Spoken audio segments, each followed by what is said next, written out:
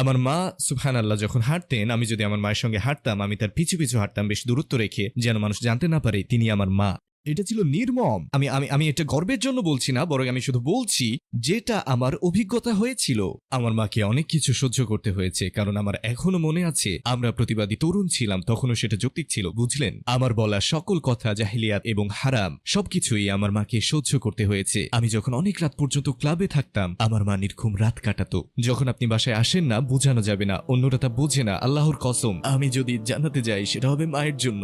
আমার মা আমার জন্য অনেক দোয়া করতেন, অনেক দোয়া করতেন ভাই। তিনি দোয়ায় বলতেন, আল্লাহ তাকে পথ দেখাও। এবং এটা রাতারাতি ঠিক হয়ে যায়নি, এটা 2-1 মাসে ঘটেনি, বছর লেগেছে অনেক সময়। জানেন, যখন তিনি আসলেন, তার প্রাতিষ্ঠানিক কোনো শিক্ষা বা এমন কিছু ছিল না। তিনি গ্যাস স্টেশনের মতো জায়গায় কাজ করতেন, গভীর রাতে শিফটে। রাতের বেলাতে ভাই, রাতের বেলায় যখন সবচেয়ে খারাপ মানুষগুলো বাইরে থাকে, গ্যাস স্টেশনে একজন নারী, তিনি সেখানে কাজ করতেন।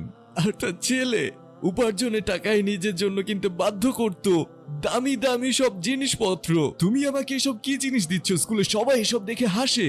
এগুলো কেমন স্নিকার্স? তুমি যদি শিক্ষিত হতে, আমি এ কেমন মা পেয়েছি। তোমার যদি একটু শিক্ষা থাকতো, আমাদের সাহায্য করার মতো কিছু করো।